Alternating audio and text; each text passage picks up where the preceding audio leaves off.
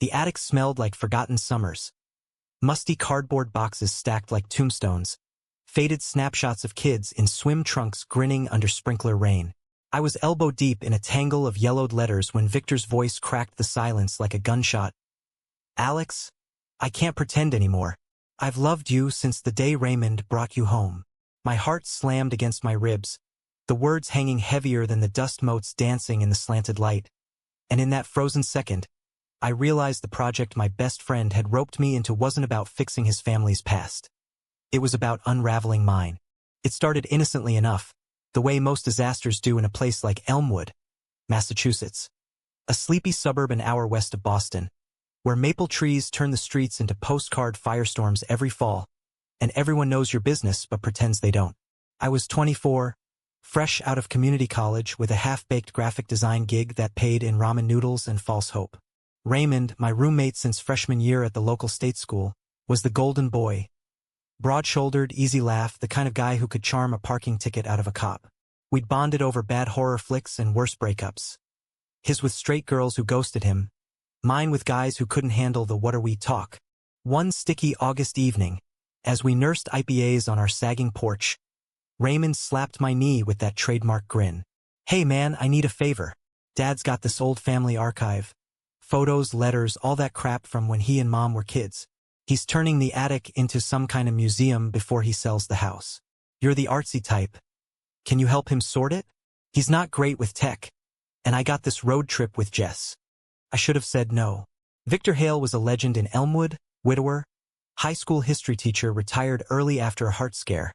The dad who coached Little League and baked apple pies for block parties. But Raymond was family, closer than blood, and I owed him for crashing on his couch after my last implosion. "Sure," I said, clinking bottles. "When? Tomorrow? He's expecting you at noon. Bring coffee, black, no sugar. And Alex, thanks. Means a lot." The Hale house squatted on a corner lot, clabbered siding peeling like old paint chips, but the wraparound porch still whispered of better days. Victor answered the door in khakis and a button-down rolled to his elbows, silver threading his dark hair like frost on a windowpane. He was 51, but carried it like 40, lean from morning runs, eyes the color of Lake Winnipesaukee on a good day, sharp and seeing too much. "Alex, right? Raymond's told me stories. Come on in, coffee's brewing." We shook hands, his grip firm but lingering a beat too long, and I chalked it up to small-town politeness. The attic stairs creaked under our weight, leading to a labyrinth of banker boxes labeled in his neat block print. 1940s, 50s, Hale weddings, miscellaneous, Elmwood. He handed me a steaming mug, our fingers brushing, and for a split second, something electric hummed in the air. Gone before I could name it. "Raymond says you're a wizard with scans and edits," Victor said, wiping sweat from his brow with a bandana. "I just want to digitize it all. Preserve the ghosts before they fade." We dove in, the hours blurring into a rhythm of sifting and sorting. Photos emerged like reluctant confessions. Young Victor in army fatigues, grinning beside his brother at boot camp. His parents' wedding in 52, all lace and Brill cream. A toddler Raymond splashing in a kiddie pool, Victor's wife, Elena, laughing with that effortless grace that made you ache for what you'd never know. She'd passed when Raymond was 12, cancer stealing her quick as a summer storm. Victor rarely spoke of it, but the boxes whispered. By dusk, we'd cleared half a wall, my laptop humming with high-res scans. Victor stretched, joints popping like distant fireworks. "You're a lifesaver, Alex. Pizza? My treat." Over greasy slices in the kitchen, mushroom and olive, extra cheese, we talked. Not small talk, but the real stuff. He asked about my designs, my dreams of freelancing in Boston, the ex who'd bailed because gay life was too complicated in a town like this. I admitted Elmwood's closet felt like a noose sometimes, hookups in parking lots, apps that lied about discretion. Victor nodded, eyes distant. "I get that. More than you know. That should have been my cue. But curiosity's a sly bastard, and Victor Hale had layers like an onion ready to make you cry." The next weekend kicked off the thaw. Raymond was off chasing sunsets with Jess, so it was just Victor and me, armed with a fresh pot of coffee and a box of Elena's love letters, yellowed envelopes tied with faded ribbon. We sat cross-legged on the attic floor, the fan whirring lazy circles overhead. Read one, he urged, tossing me a bundle. Out loud. For the record. The words spilled out, ink-faded but fervent. Promises of forever, stolen kisses in the high school boiler room, dreams of a house with a white picket fence. Victor's face softened, but there was a shadow in his laugh. She was fire, Elena. Taught me to chase it. He paused, fingers tracing a photo of them at prom. Her in poofy tulle, him awkward in a rented tux. But some flames burn out before you even notice. I set the letter down, throat tight. You miss her. Every damn day. His voice roughened, like gravel under tires. But it's more than that. Sorting this, it's like digging up bones I buried too shallow.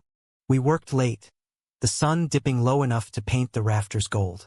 As I packed up, Victor clapped my shoulder. Solid, warm. You're good company, Alex.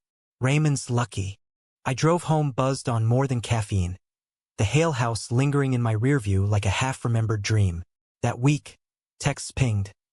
Victor sharing scan tips, me firing back memes about dusty attics. Harmless, right? Until the Friday storm hit, sheets of rain lashing Elmwood. Thunder rumbling like God's own indigestion. Raymond called at midnight, voice slurry from bar hops. Alex, Dad's freaking power's out. Attic's a swamp.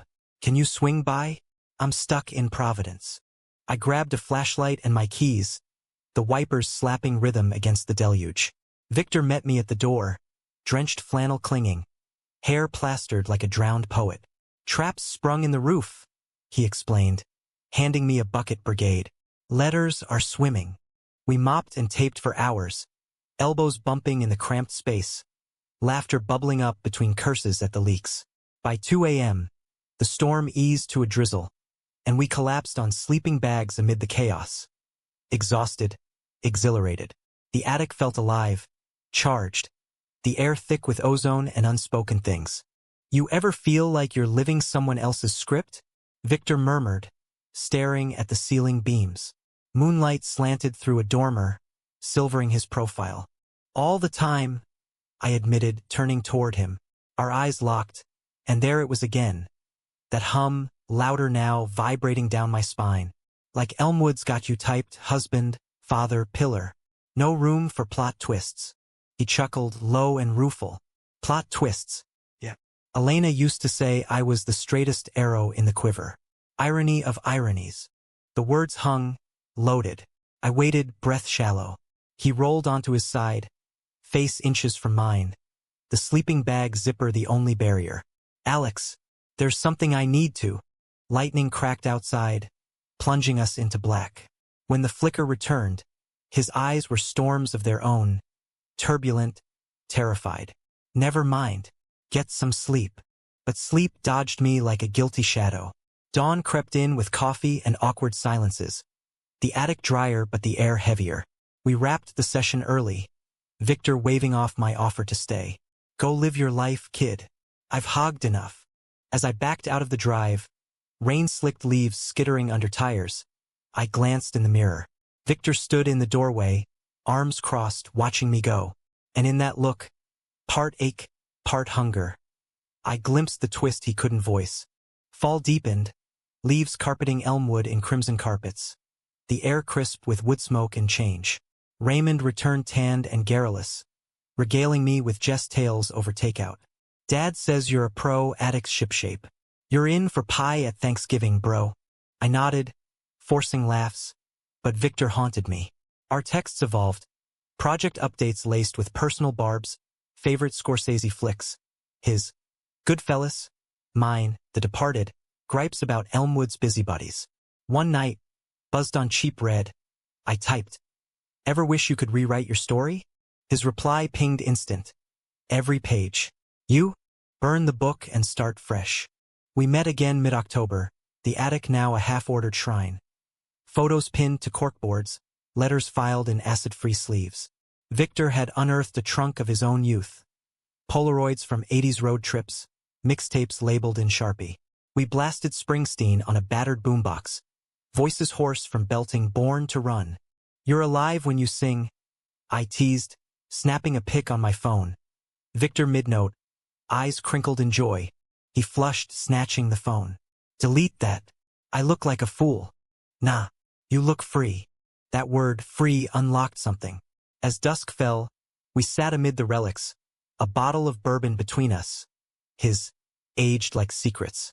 He poured, amber liquid glinting. Truth time, Alex. Elena. She knew. About me. My pulse stuttered. Knew what? He drained his glass, Adam's apple bobbing. That I wasn't all in. Not the way she deserved. I loved her. God, I did. But it was half a heart. The other half. It wandered places it shouldn't. The attic spun slow, the boombox humming static. I leaned in, voice barely above whisper. Places like? Like boys in the locker room. Stolen glances that burned hotter than any touch. His confession tumbled out, raw as an open vein. I buried it deep: army, marriage, fatherhood. Told myself it was a phase, a demon to exorcise. But it never left. And now, with you here sorting these ghosts, it's clawing free. Couldn't breathe. Victor, stoic Victor, sat there, hands fisted in his lap, eyes pleading for absolution or annihilation. The boy I'd glimpsed in photos, all promise and fire, stared back from a man's weary face. Alex, don't. I cut him off. Not cruel but desperate, heart thundering. Raymond, this house, it's his world too. I know. His voice broke, a man adrift. That's why I'm selling. Start over in Portland, somewhere rain washes sins clean. But before I go, I had to say it. For me. For sanity. We didn't touch, not then. But as I gathered my things, the air crackled with possibility. A storm brewing sweeter than fear. I left with a nod, the door clicking shut like a held breath. That night, tangled in sheets, I replayed it. Victor's vulnerability, the bourbon's bite, the way his gaze lingered like a promise. Gay in Elmwood meant shadows, but this was light-piercing cracks. Raymond cornered me at breakfast, cereal bowl in hand. Dad's weird lately, distracted. You notice? I shrugged, milk curdling in my gut. Project stress. Yeah, thanks again, man. You're the best. Guilt gnawed like termites. Best friend, worst secret. November ushered in bare branches and early dark. Thanksgiving looming like a family tribunal. The hale table groaned under turkey and fixings. Raymond carving with flair, Jess cooing over yams, Victor at the head, carving smiles that didn't reach his eyes. I sat across, knees brushing his under the damask, sparks jumping silent. Toasts rang out, to Elena's memory, to new beginnings. Victor's glass trembled as he raised it. To truths unspoken too long. May we find grace in them. Our eyes met over the rim, mine wide, his steady. Raymond clinked oblivious, but Jess's brow furrowed, sensing undercurrents. After pie, as rain pattered the panes, Victor pulled me aside in the den. Bookshelves sagging with histories, fire crackling low. Alex, about the other night. Wait. Panic surged. Not here. Not now. He deflated, shoulders slumping. Fair. But we need to talk. Soon.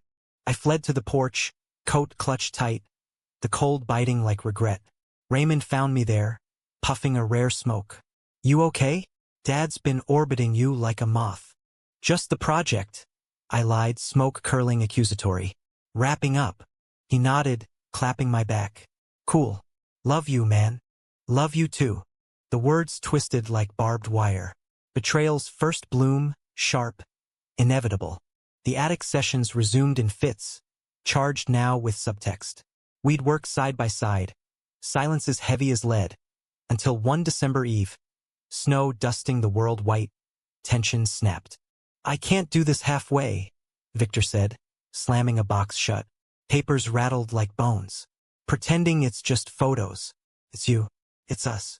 I stood, heart a war drum. Us? Raymond walks in, sees this. He won't.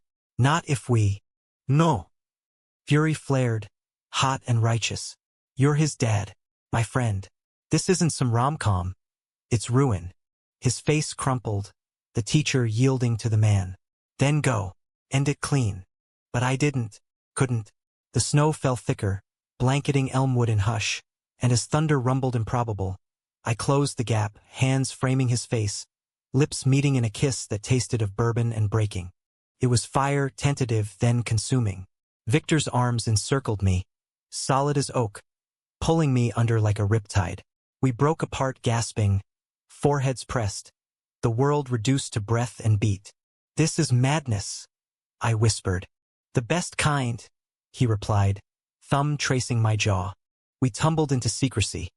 Stolen afternoons in the attic, hands mapping uncharted lands, whispers weaving promises. Victor opened like a book long locked. Tales of youthful crushes crushed under duty, the loneliness of a closet in plain sight. I shared my scars, the rejection, the fear of forever in a world that flinched at love like ours. It was romance distilled. Tender notes slipped into coat pockets. Meet me at the lake. Drives to forgotten diners where booths hid blushes. Nights where his head on my chest drowned out the world's roar. Elmwood faded. We carved our own map, humanistic in its quiet rebellion. Two men claiming joy from ashes. But betrayal lurks in Eden's garden. Christmas neared, lights twinkling festive lies. Raymond burst in one eve, eyes wild, Jess trailing, face ashen. "What the hell, Dad? I found the tickets. Portland? You're bailing on us." Victor froze mid-stir of cocoa, mug clattering. I hovered in the hall, pulse roaring, unseen but damned. "It's time," Victor said, voice steel. "For me. Fresh start." Raymond's gaze swung, accusatory, shattering. "And him." He jabbed at me as I stepped forward. "Guilt a noose. The project? Bullshit. I've seen the looks, the texts. You're screwing my best friend." The room imploded. Jess gasped. Victor paled to ghost. "Raymond." "No." Tears carved tracks down my friend's face, betrayal raw as flayed skin. "You raised me to be honest, and this, with Alex, it's sick, wrong." Words I'd flung at mirrors boomerang back. Victor reached, but Raymond recoiled.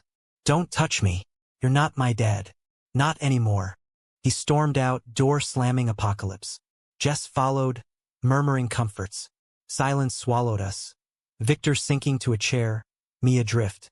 "He'll come around," I lied, kneeling beside him. Victor shook his head, eyes hollow. "I poisoned the well. For love. What have I done?" The climax crested that New Year's. Elmwood blanketed in ice, the lake frozen mirror to our fractures.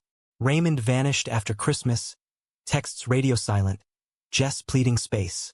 Victor spiraled, bourbon bottles multiplying, attic work abandoned. I found him one dawn, staring at Elena's photo, whiskey breath sour. "End it, Alex," he rasped, "before I lose him forever." "I can't." Tears burned. "This us, it's real. Human. Worth fighting." But doubt gnawed. Was it romance or wreckage? Betrayal's echo. I'd stolen his son's anchor. The confrontation brewed in the town square. Fireworks prepping for midnight. Families bundled against chill. Raymond emerged from shadows, face gaunt, eyes red-rimmed. "Talk. Now." We huddled in the gazebo, snowflakes veiling our rage. "You lied." He spat at me. "Best friend? You're a traitor." "Raymond," Victor began. "No, you first." He whirled on his father, voice cracking. "All those years. Mom dying, me flailing. And you hid this? For what? Shame?" Victor's confession poured. The closet's cage, Elena's quiet knowing. She loved me enough to let me be. The terror of tainting Raymond's world. I thought protection was love, but it was fear. And with Alex, it's truth. Finally. Raymond deflated, fists unclenching. "Truth hurts like hell." He turned to me, gaze piercing. "You chose him over me." "No." I stepped forward, voice steady. "I choose both. Your family. This doesn't erase that." Silence stretched, fireworks whooshing, tentative overhead. Raymond's shoulders shook, sobs or laughs, indistinguishable. "God, Dad. I get it. Kinda. Jess and we talked. About labels, hiding. It's bullshit." Victor's hand extended, tentative. Raymond clasped it, grip fierce. "Doesn't mean I forgive easy, but try. With me." They embraced, father and son, mending fractures. I hung back, tears freezing on lashes, until Raymond pulled me in. Idiot. Don't think you're off the hook. The clock struck 12, sky erupting in starbursts. We stood tangled, Elmwood's bells tolling redemption. Spring thawed us slow. Victor stayed. Not Portland, but here, rewriting with openness. Therapy circles for queer elders. Brunches where Raymond grilled me mercilessly. Our love bloomed quiet. Picnics by the lake. Hands laced under quilts. Arguments over takeout that ended in laughter. It's not fairy tale. Scars linger. Raymond's trust rebuilds brick by brick. Victor's doubts whisper on bad days. But in the humanism of it, flawed men choosing grace over ghosts, we found our ever after. Not perfect, but profoundly ours. In the attic now, boxes sealed, we hang the photos. Elena smiling benevolent. Young Victor free in fatigues. Raymond's grin eternal. And tucked in the corner, a new frame. Us three, arms slung casual under that same slanted light. Love isn't confession's end. It's the courage to live the truth after.